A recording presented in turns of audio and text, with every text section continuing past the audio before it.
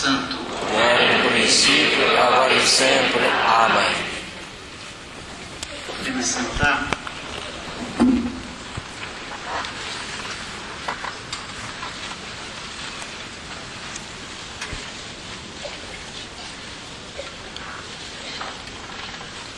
Essas 4 colunas que mantêm em pé o templo de Deus que somos cada um de nós. O primeiro é o batismo e o segundo é a crisma.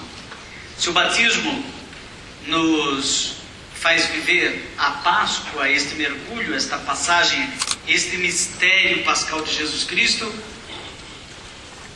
a crisma nos faz viver Pentecostes. Páscoa e Pentecostes são apropriados por cada um de nós no batismo e na crisma. Ou seja, o batismo é a nossa Páscoa pessoal. E o Pentecostes e a crisma é o nosso Pentecostes pessoal. E nós queremos viver essas 2 dimensões da ação do Espírito na água, batismo, e a ação do Espírito no fogo, a crisma. E esse é exatamente o texto que nós ouvimos como lema que está no seu crachá, como lema, como tema desta nossa Assembleia do 40º aniversário do Renovamento Carismático Pneuma Vita em Portugal. Reavivai o carisma, o dom de Deus que está em vós. Se a Páscoa, se o batismo nos faz discípulos, a dimensão pentecostal, Pentecostes nos faz missionários.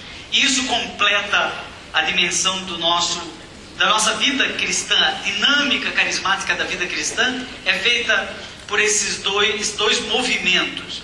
De sermos discípulos, aquele que está diante do anjo Gabriel, metáfora do céu, e está diante de Isabel, metáfora da terra. Gabriel da espiritualidade, Isabel da solidariedade. Gabriel da mística, Isabel da militância, do serviço. Então, a vida cristã é feita assim, como quem anda sempre com um pé na terra e o outro fora dela. Um pé na terra, o pão nosso de cada dia nos dai hoje. O outro pé está na espiritualidade. O Pai está no céu, o pão está na terra. Há cristãos que vivem só grudados na terra, preocupados com as coisas daqui, mas não somos daqui. Não temos aqui morada permanente, mas esperamos aquela que há de vir. Então é preciso caminhar sempre com um pé na mística e o outro na militância, um pé na espiritualidade e o outro na solidariedade. Rezar o Pai Nosso inteiro e não cortar um pedaço. O Pai está no céu, o pão está na terra. Santificar o nome do Pai e viver a dinâmica da santificação e lutar para que haja solidariedade. A igreja tem uma doutrina social. Uma das mãos a Bíblia, na outra jornal. E isso é exatamente o que o Papa Francisco propõe o tempo inteiro na sua encíclica Evangelii Gaudium, que nós vamos ouvir durante toda a nossa Assembleia. Mas eu fiquei pensando, quem seria uma boa professora ou um bom professor para nos conduzir nesta lição agora de fim de manhã, primeira manhã da nossa Assembleia? Quem seria uma ótima professora para nos conduzir nessa experiência pentecostal, nessa experiência de Pentecostes, nessa experiência de vivenciar a crisma de modo carismático e permanente, como eu diria, num gerúndio sacramental. Não é crismado, mas crismando. Veni Creator Spiritus, a gente cantou logo no início da nossa Assembleia. Veni Creator Spiritus. Vem, vem, vem. É uma dinâmica, ele está vindo. Professor de teologia, faleceu no ano passado, o padre Libânio, lá no Brasil, foi meu orientador, inclusive, no mestrado, é um jesuíta. Uma vez questionou, ele disse, para que a gente diz vem o Espírito Santo se ele já está conosco? Se você está aqui, eu não preciso dizer, vem para a Assembleia. Nós não precisamos, mas o Espírito, ele está, mas está vindo. Por isso que eu estou insistindo na dinâmica desse gerúndio divino, que é um dínamo. Não pode ser uma coisa completamente completamente parada, estática.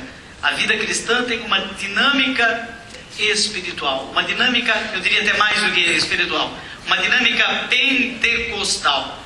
Então, eu escolhi como a nossa professora Maria.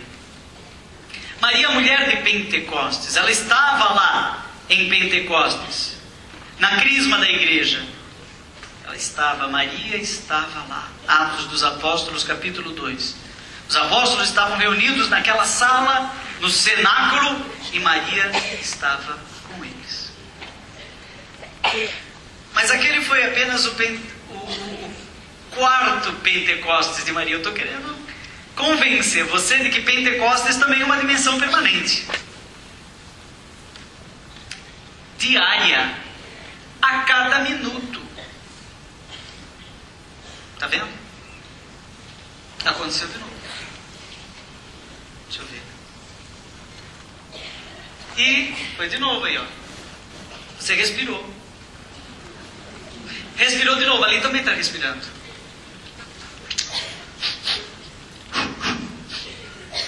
Vocês todos estão respirando. Tem um texto do Salmo que diz: se tirardes o respiro, voltam à terra. Se Deus parar de pensar em nós, nós morremos. Ou seja, nós somos recriados a cada respiro. Jesus soprou sobre eles como Deus soprou no princípio sobre o barro e ele se tornou um ser vivente. Veja, Deus nos recria pentecostalmente a cada instante com o seu fogo, com o seu sopro. E onde teriam sido os Pentecostes de Maria? Para esta manhã eu escolhi 4 Pentecostes. O primeiro eu chamei de Pentecostes da alegria. O segundo, Pentecostes da luz. O terceiro, o Pentecostes da dor.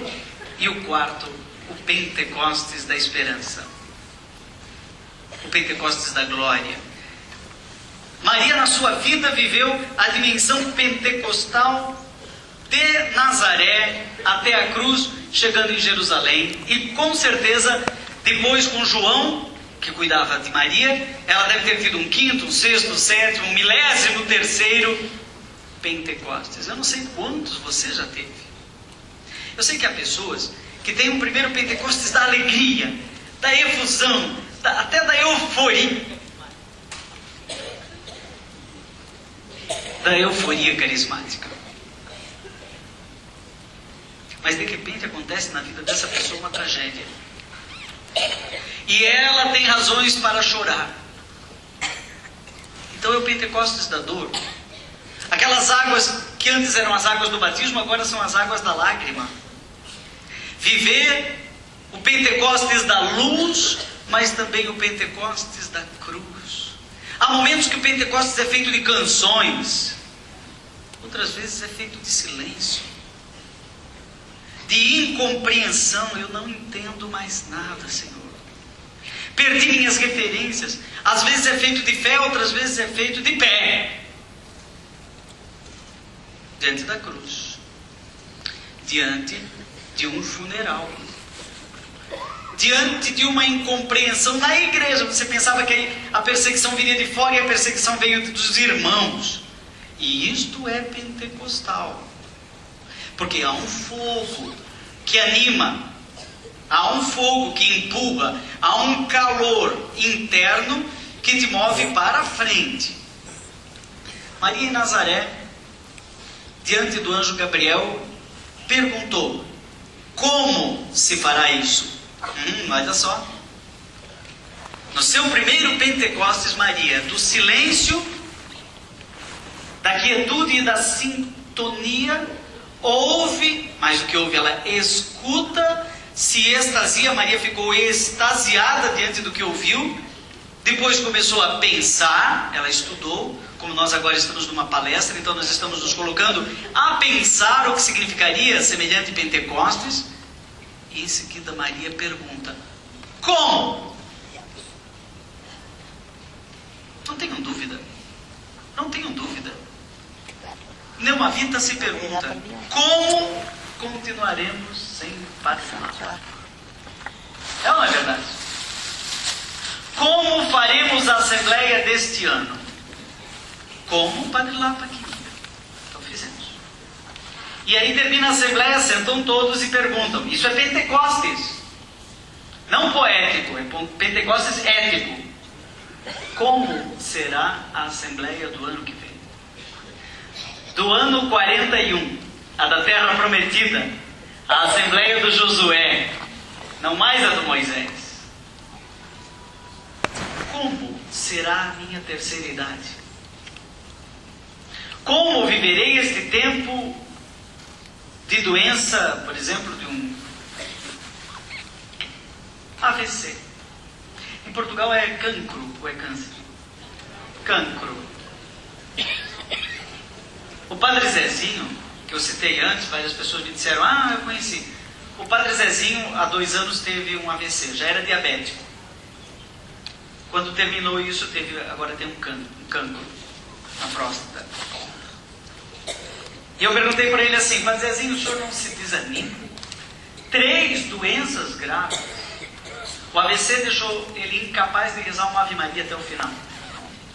Apesar disso, ele gravou um CD agora com músicas novas, que eu não sei como que ele compôs. E ele me falou uma frase que eu gostaria que você decorasse, escrevesse e colocasse no imã que tem na porta da sua geladeira. O rio sempre encontra o caminho do mar. Repita comigo. O rio sempre encontra o caminho do mar. É ou não é verdade? Se nós somos um rio pentecostal, nós vamos, aí tem uma montanha. A fé transpõe a montanha, vai para além do monte. E nós vamos atravessando, atravessando, atravessando, e de um jeito ou de outro, acabamos encontrando o caminho do mar. Mesmo na dor, mesmo na doença, mesmo no sofrimento, a vida pentecostal nos leva a isso. E Maria perguntou ao anjo: como? E ele respondeu: o Espírito virá sobre ti e te cobrirá com sua sombra. Por isso aquele que vai nascer de ti será chamado Filho do Altíssimo.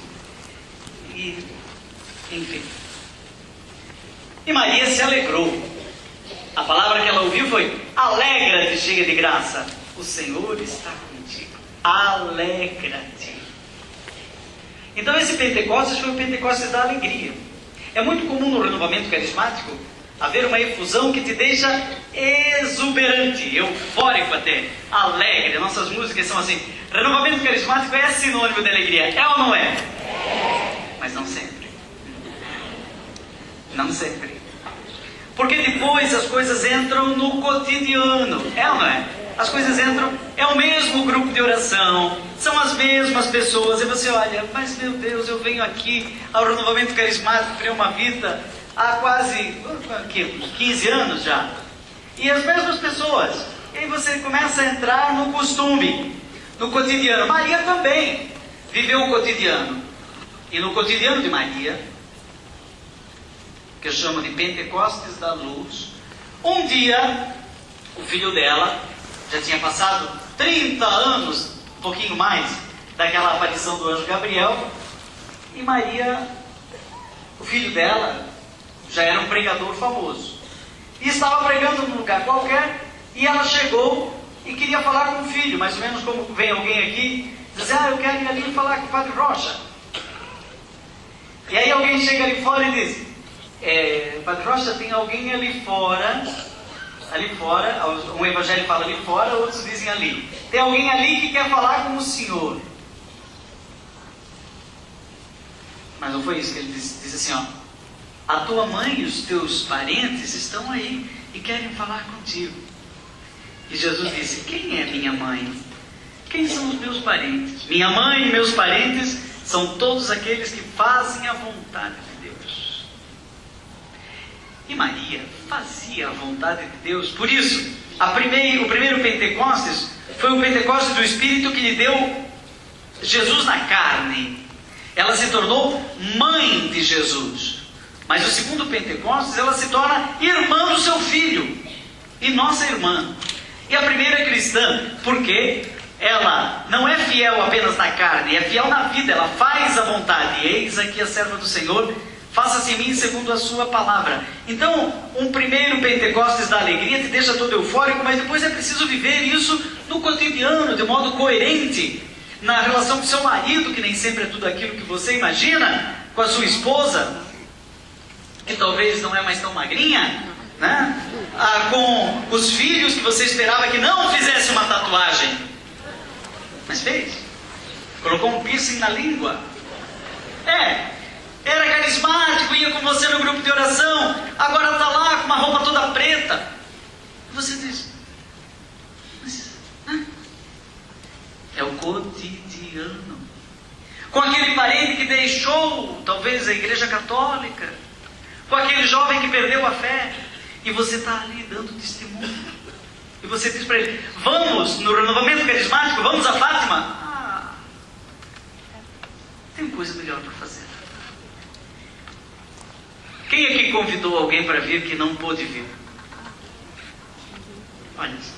Não? E muitos não vão levantar a mão agora. Mas está vendo? E eu estou pregando aqui, você está dizendo, este é o meu Pentecostes de todo dia. O Pentecostes da segunda-feira. O Pentecostes de lavar a louça, o Pentecostes de arrumar a cama, de fazer a vontade de Deus, o Pentecostes de viver a dimensão comum de todo dia. Maria fez a vontade de Deus. E fazendo a vontade de Deus, viveu o Pentecostes da luz, das coisas normais. O terceiro Pentecostes de Maria foi o Pentecostes da dor. A efusão da lágrima diante da cruz, eu já falei sobre isso. Ela olha para o seu filho traspassado e também tem uma visão. Diz o poema, estava mater dolorosa, miuxta crucium lacrimosa. Estava a mãe de pé. Ela estava de pé. Com dor, mas de pé. E naquele momento ela também, junto com João e os outros que tinham fé, recebeu a efusão do Espírito. Em dois momentos no seu Evangelho de João, num dizia ele entregou o Espírito, expirou, que pode significar morreu, mas pode significar entregou o Espírito. E no outro, o lado aberto foi traspassado e saiu sangue e água. Então Maria, na dor, recebe uma unção. A unção da lágrima. A unção que nos queima como um fogo. Há pessoas que não se convertem pelo amor, vão se converter pela dor. Pode ser a sua história. Se eu fizesse uma pergunta aqui, não vou pedir para levantar a mão. Quem se converteu por amor? Muitos diriam, eu. Ouvi uma pregação e me converti. Outro vai me dizer, não, pai. O que me converteu não foi nenhuma pregação de padre, sermão, nada. Eu estava com uma doença, fui procurar a cura num grupo de oração e o Senhor me curou e eu fui curar. Outro vai me dizer, padre, foi num momento de dor que Deus tocou no meu coração. Muitas vezes nós até estamos no renovamento carismático, já tivemos o Pentecostes da alegria, já tivemos o Pentecostes da luz, até vivemos todo dia, mas vamos ter uma segunda, uma terceira conversão pentecostal na hora de uma tragédia, na hora de uma dor, na hora de um sofrimento, na hora que falta alguém na nossa vida. O Papa João Paulo II nos ensinou isso nos seus últimos dias. E ensinou também escrevendo uma carta sobre o valor salvífico da dor. Salvifici dolores. O valor salvífico de unir a minha cruz à cruz de Cristo. De unir o meu sofrimento ao sofrimento de Cristo. Então não sofra em vão, mas viva o sofrimento de um modo pentecostal. Viva a crisma, a unção da dor. Toda dor traz um potencial de salvação. É preciso viver a dor, não de modo simplesmente resignado. É porque Deus quer. Deus não quer. Deus não quer a doença, não quer o mal, não quer que a gente sofra. Mas, no momento da dor, eu me uno ao sofrimento de Cristo na cruz. E como diz Paulo, completo em minha carne o que falta, a paixão de Cristo pelo seu corpo, que é a igreja. E essa solidariedade é muito bonita. De alguma maneira, a dor do irmão é a minha dor. Paulo tem uma outra frase que diz: suportai-vos uns aos outros em Cristo. Suportar-se em Cristo não é aguentar a chatice do outro, mas é carregar a mesma cruz e talvez o outro está fraquejando, aí você segura, né? Suporta. Nós somos o suporte um do outro. Vivemos uma mística da comunhão dos santos. Uma mística da solidariedade em que a dor dos cristãos do Iraque, que estão sendo perseguidos e mortos, dói em mim. A dor do meu irmão sacerdote que está em crise dói em mim. É o corpo que o dedão do pé tropicou e bateu. Aí o dedão da mão olha para ele e diz: bem feito, ainda bem que não foi comigo. Olha, se dói o dedão do pé, dói no dedão da mão, né? A dor é no corpo. Agora nós precisamos viver esta mística pentecostal da solidariedade, na alegria, na luz e na dor. Bonito quando a gente vê que o Papa Francisco provoca e evoca a igreja a todo momento para a solidariedade com aqueles que estão na periferia, no canto, esquecidos, invisíveis. Não há possibilidade, a mínima possibilidade de ser cristão sem inclusão, sem trazer para o meio, sem solidariedade, sem doutrina social da igreja. Não, senão vira uma gnose, o cristianismo vira uma gnose. Os dons viram pérolas que a gente fica colecionando. A religião vira uma vaidade pagã, em que a gente simplesmente somos fetichistas. Essa religião não vale a pena. Isso não é cristão. Isso é pagão. Vira um objeto de consumo. Os sacramentos viram objetos de consumo. Mas se forem vividos na dimensão mística, os sacramentos são formas da presença. Quem ama se faz presente, da presença misteriosa de Deus, nos ir transformando nele mesmos. Os amados se transformam no próprio amor. E o último Pentecostes de Maria, que não foi o último, é o Pentecostes da esperança. Em Pentecostes, Maria estava lá e desceu como que línguas de fogo, e a igreja do medo passou para a coragem, para a paresia, para a ousadia, para falar com determinação as coisas que tinham que ser ditas, custe o que custar, doa a quem doer. Então uma igreja evangelizadora, que tem força e tem fogo na palavra, línguas de fogo que descem do céu e dão aos discípulos uma linguagem fogosa. Então, espera-se de alguém que viva Pentecostes, que ele seja um evangelizador de fogo, que a palavra dele queime, porque palavras têm poder, e a palavra de Deus tem muito mais poder. Então onde ela pega, ela quebra. Onde ela pega, ela toca. Não duvide da palavra de Deus que foi depositada em você. Não duvide do carisma de Deus depositado em seu coração. Ele tem poder. Palavras malditas também têm poder. Malditas. Maldição é dizer mal. Na palestra anterior, na conferência anterior, no ensinamento anterior, eu falei de provisão, providente e malevidente.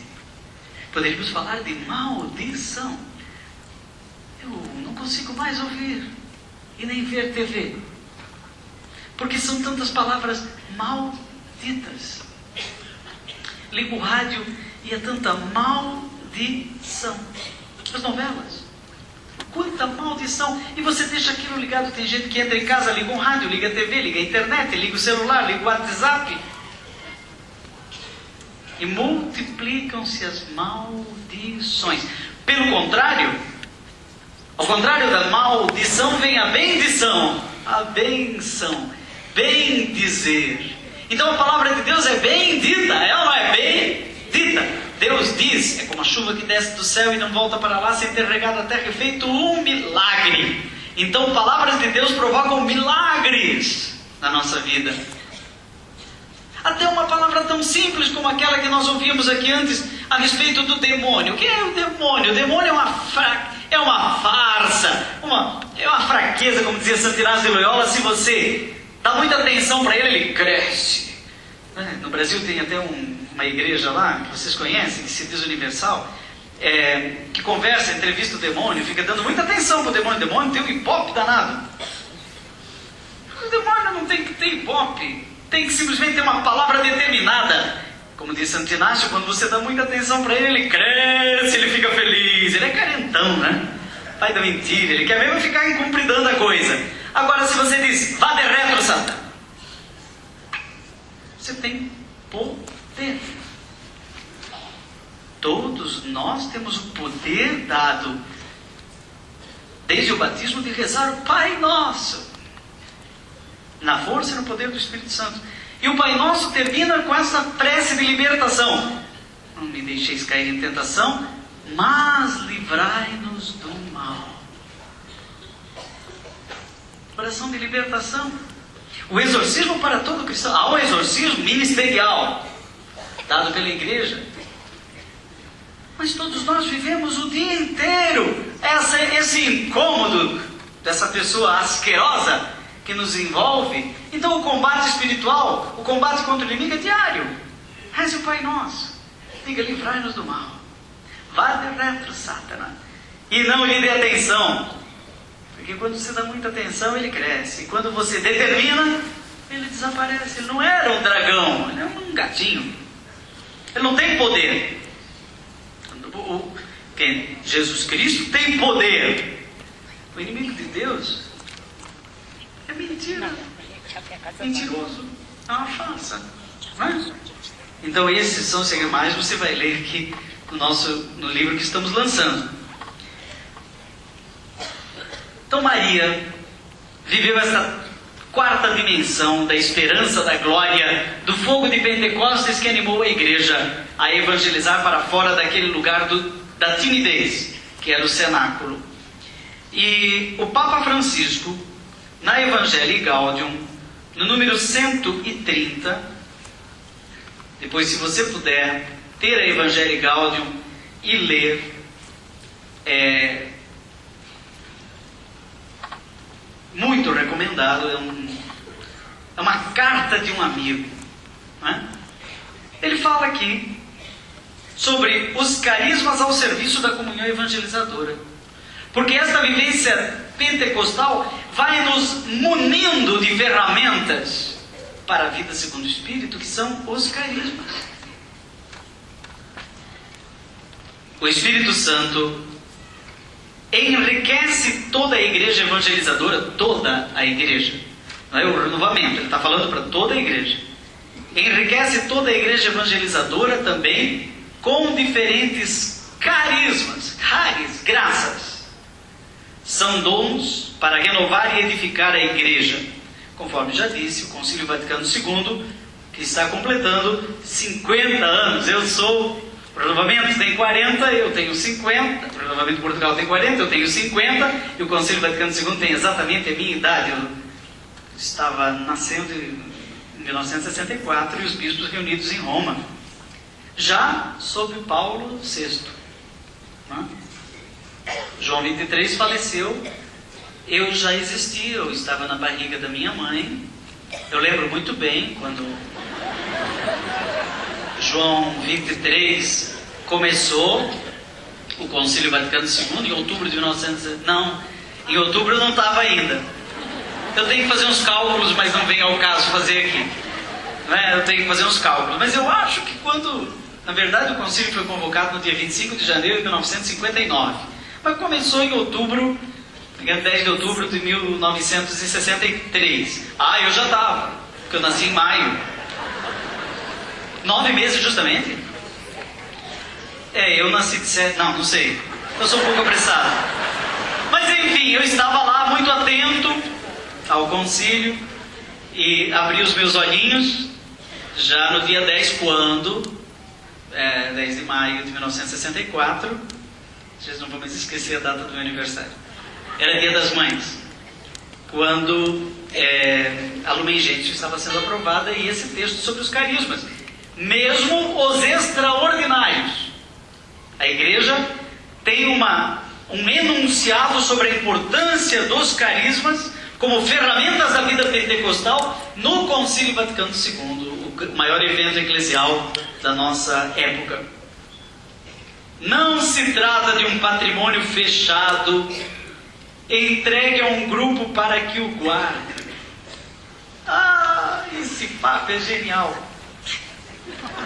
5 estrelas. Não é um patrimônio fechado, entregue a um grupo, embrulhado para presente, entregue no momento carismático. Vocês têm o monopólio dos carismas. Só vocês rezam em línguas, só vocês fazem profecia, só vocês têm palavra de ciência. Palavra de ciência maravilhosa. Maravilhosa. Eu tenho que tomar um cuidado com essa história da palavra de ciência. Porque ela vem espontaneamente, não precisa ser num grupo de oração, ela vem quando você está lavando roupa. E uma palavra vem na hora que a mãe fala com o filho, que um amigo de escola fala com o outro e diz uma palavra que tac. Na confissão, a palavra de ciência vem o tempo inteiro para todo sacerdote, junto com uma palavra de conselho, que não é aquele conselho que a gente aprendeu na aula de teologia, é aquela palavra que a gente não sabe, a gente sabe de onde ela vem. A pessoa está ali, você diz uma palavra que você não tinha preparado, e aquela palavra descortina todo o universo de significado na vida da pessoa e cai em escamas dos seus olhos. Uma pregação como essa, há palavras de ciência embutidas e personalizadas. E eu digo mais, há palavras, não sei se isso aqui é uma heresia o que eu vou dizer, mas enfim, que Deus me perdoe. Há palavras de ciência que a gente não diz, mas que você ouve. Já me aconteceu. Eu fiz uma pregação e eu tenho certeza que eu não disse aquilo. A pessoa chegou para mim e disse: o senhor disse o que eu precisava ouvir. E agora eu não faço mais. Padre Rocha, eu não faço mais isso porque os cabelos vão caindo e o juízo vai aumentando. Mas havia uma época que eu fazia isso. Eu perguntei: o que foi que eu disse? O senhor disse isso. Eu falei: não falei isso. Eu não disse isso. Como é que ela ouviu? É o dom de línguas de Pentecostes. Eles falavam e cada um entendia na sua língua. Cura d'Ars, São João Maria Vianney, tinha esse dom. Ele falava no pobre francês dele, tinha dificuldade até com o latim, e as pessoas entendiam na sua própria língua. Então há uma linguagem do amor, uma linguagem do Espírito, que a gente pode ver na palavra de Bento XVI, João Paulo II. Só para citar 3, né? E nós somos um povo feliz. Vejam, nós temos um Papa Santo, João Paulo II. São João Paulo. Nós vivemos o tempo de um santo, nós conhecemos um santo, nós vimos o santo. Temos um Papa sábio, que está na dimensão dos santos padres.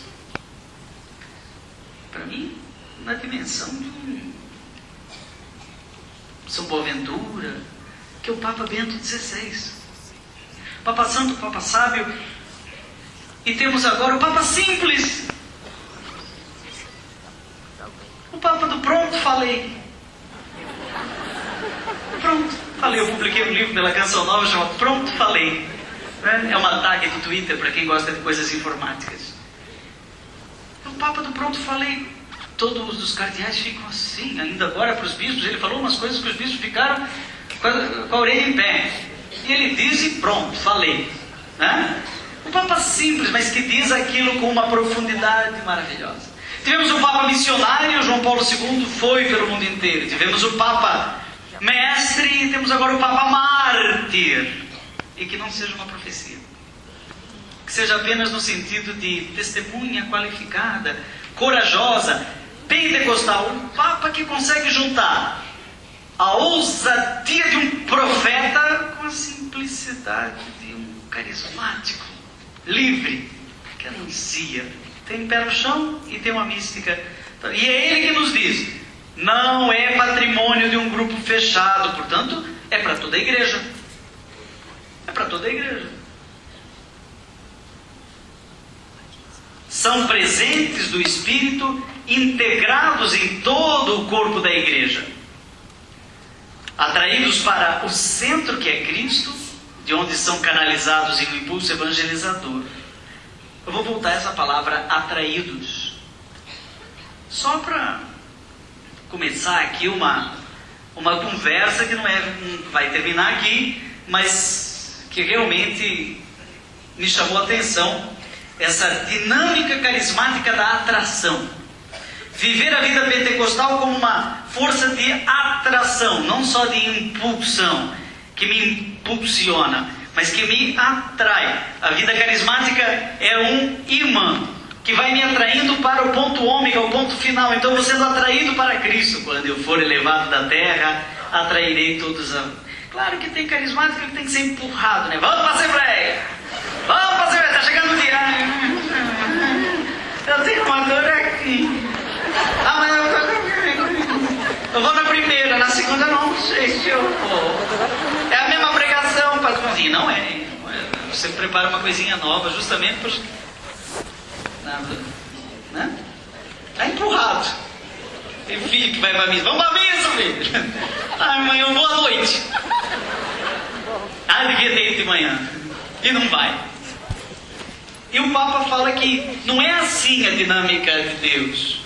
A dinâmica de Deus não é de empurrar. Os carismas, os dons, a graça de Deus. O Pentecostes não é uma força de impulsão só. É uma força de atração. Nós vamos sendo seduzidos, atraídos por esta cruz, por esta luz que nos leva para o céu.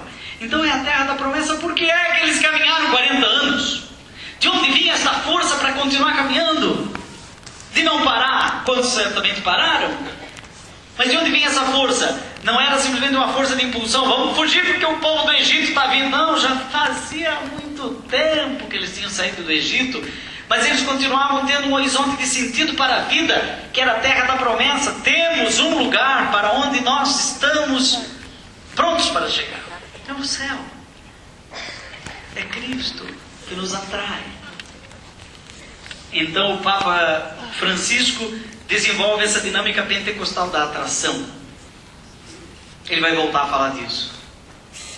Um sinal claro da autenticidade de um carisma é a sua eclesialidade, ou seja, a sua capacidade de se integrar harmoniosamente na vida do povo santo de Deus para o bem de todos. Não é para nós, é para o serviço. Uma verdadeira novidade suscitada pelo Espírito não precisa fazer sombra sobre outras espiritualidades e dons para se afirmar a si mesmo. Não tem concorrência, tem integração. Eu sou carismático. Tem um dom que os outros não têm. Cuidado com a presunção. Cuidado com a presunção. Foi o fim dos fariseus. Quanto mais um carisma dirige o seu olhar para o coração do Evangelho, tanto mais eclesial será o seu exercício. É na comunhão, mesmo que seja cansativa, que um carisma se revela autêntico e misteriosamente fecundo. Se vive este desafio, a igreja pode ser modelo para a paz do mundo. Portanto, abrir-se à comunhão, à integração. Por isso a vida carismática se vive em grupo de oração e não simplesmente em grupo de coração. Eu e eu. Cristina Maria, rezando, eu mesma, cheia de graça, o Senhor é comigo, bendita sou eu entre as... O narcisismo não é assim. Esse mundo em que nós vivemos é autorreferencializado. O jovem de hoje está sendo provocado a ficar olhando para o próprio umbigo.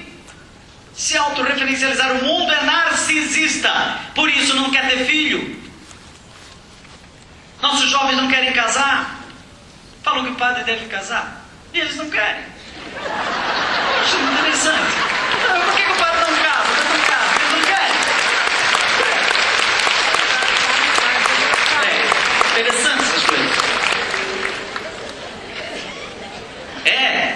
Não quer casar, não quer ter filho, não quer partilhar a existência com outras pessoas. Não quer ser para o outro.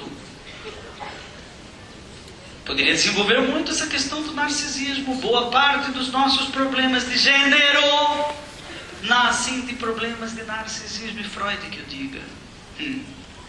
As diferenças entre as pessoas e as comunidades por vezes são incômodas, mas o Espírito Santo que suscita esta diversidade, de tudo pode tirar algo de bom e transformá-lo em dinamismo evangelizador que atua por atração.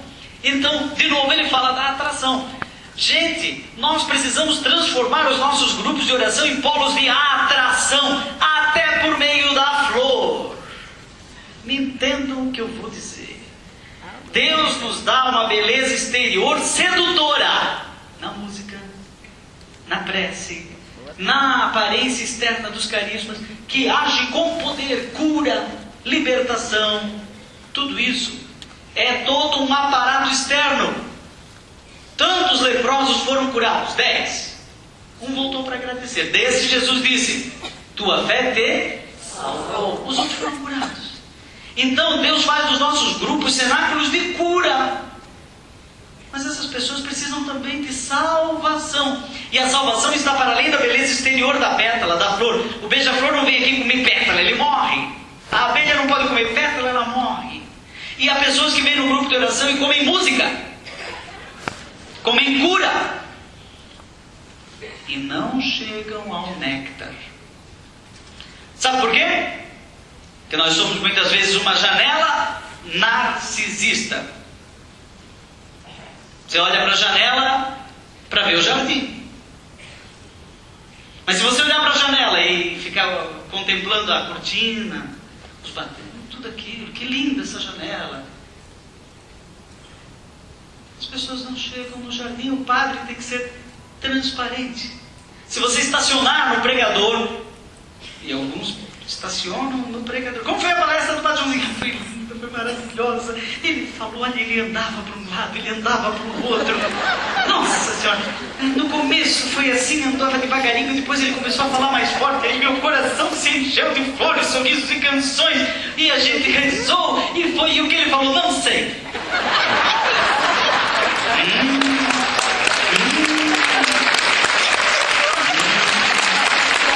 Entendeu?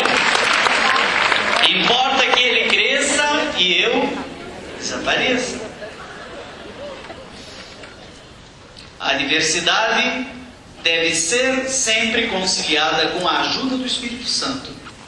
Só ele pode suscitar a diversidade, a pluralidade, a multiplicidade e ao mesmo tempo realizar a unidade. Ao invés, quando somos nós que pretendemos a diversidade e nos fechamos em nossos particularismos, exclusivismos, provocamos a divisão. E por outro lado, quando somos nós que queremos construir a unidade, com os nossos planos humanos, acabamos por impor a uniformidade, a homologação. Isso não ajuda a missão da igreja. 2 parágrafos só para nós saborearmos essa provocação do Papa Francisco, que nos fala de um Pentecostes como força não só de impulsão, mas de atração. Caritas Christi urge-nos, diz o nosso amigo Paulo. O amor de Cristo, que é o Espírito.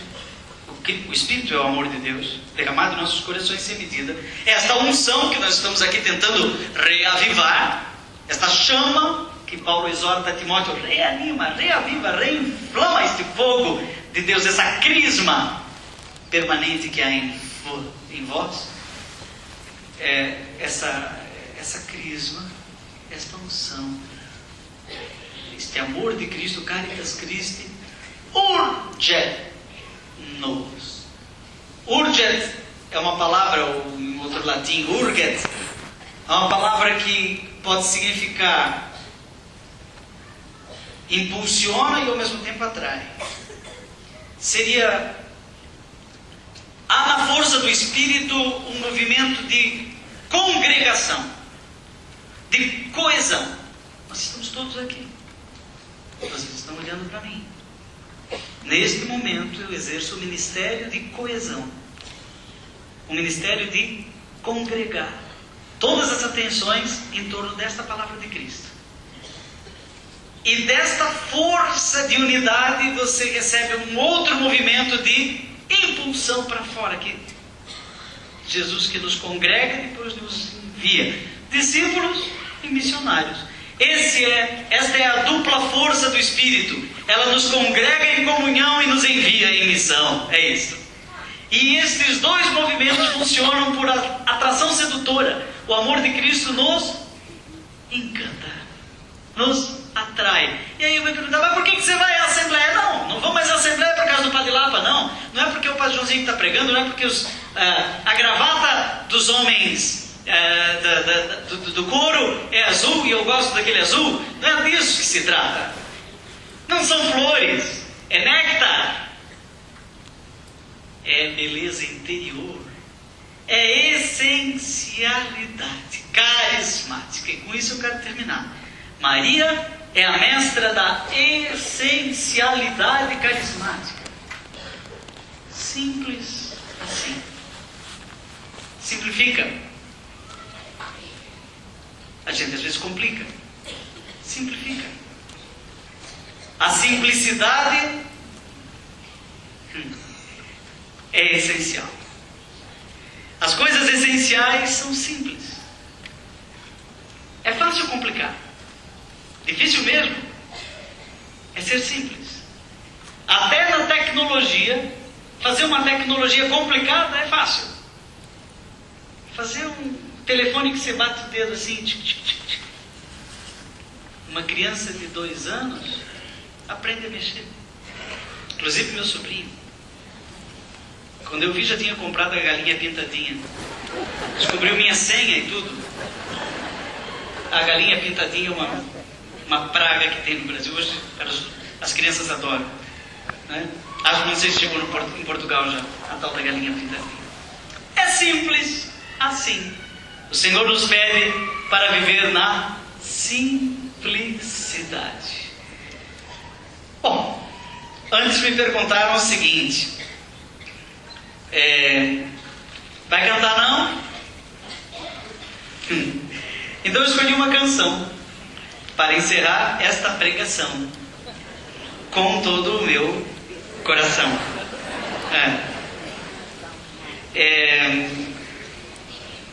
Pode trazer o violão para rimar.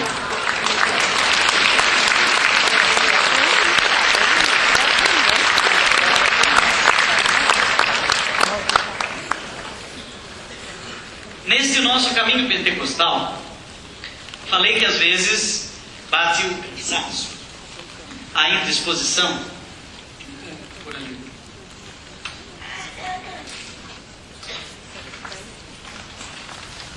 Obrigadinho.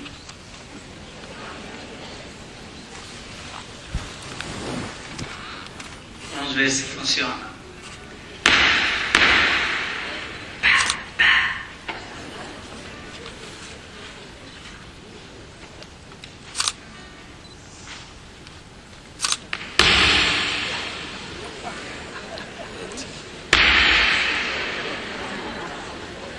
Essa parte já está bonita, agora vamos ver a sua violão.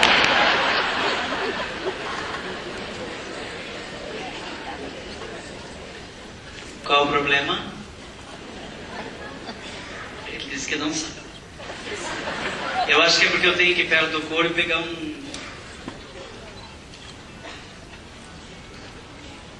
Alguém tem a solução?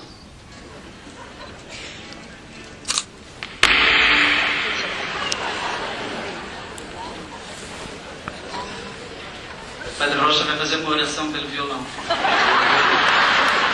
Eu vou aí, eu acho. Está bem assim, Padre Rocha, eu agradeço. Obrigado. Assim, pode levar. Pode levar, Padre Rocha. Padre Rocha tem uma tecnologia. Mas assim é bonito.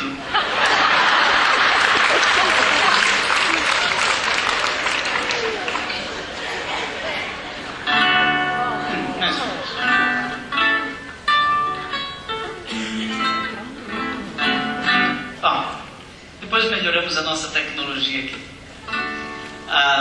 Então, numa cidade ao norte do Brasil chamada Belém do Pará, eu vi, já de madrugada, quando estava voltando de minha pregação, um sacerdote bem idoso que caminhava, já tinha caminhado algumas horas, para o santuário da Virgem de Nazaré, onde reúne-se milhões de pessoas para uma procissão, a procissão da Virgem de Nazaré.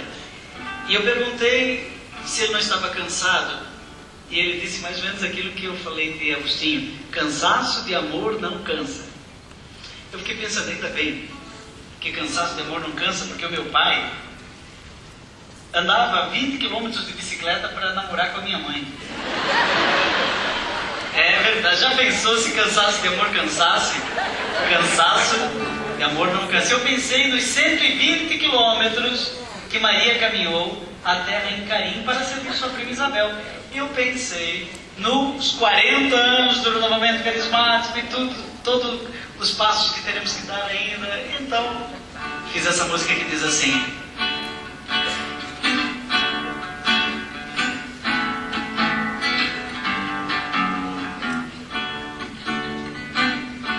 eu vou a pé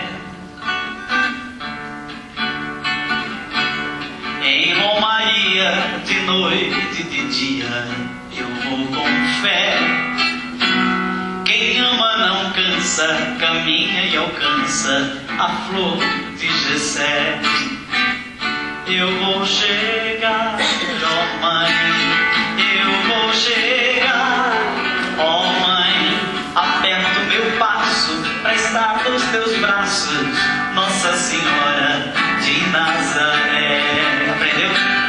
Eu vou chegar, ó mãe, eu vou chegar, ó mãe, aperto meu passo para estar nos teus braços, Nossa Senhora de Nazaré. Consagro a vós minha família, os filhos e filhas e tantos mais. Quem ama agradece, fazendo uma prece à Rainha da Paz. Eu vou chegar, ó mãe, eu vou chegar, ó mãe, aperto meu passo para estar nos teus braços, Nossa Senhora de Nazaré.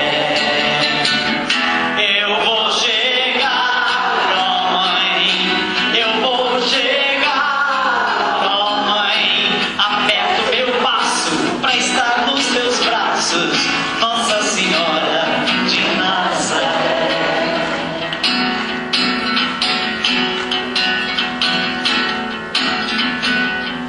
Eu vou a pé em romaria, de noite e de dia, eu vou com fé. Quem ama não cansa, caminha e alcança a flor de Jessé. Eu vou chegar, ó mãe, eu vou chegar, ó mãe, aperto meu passo para estar nos teus braços, Nossa Senhora de Nazaré.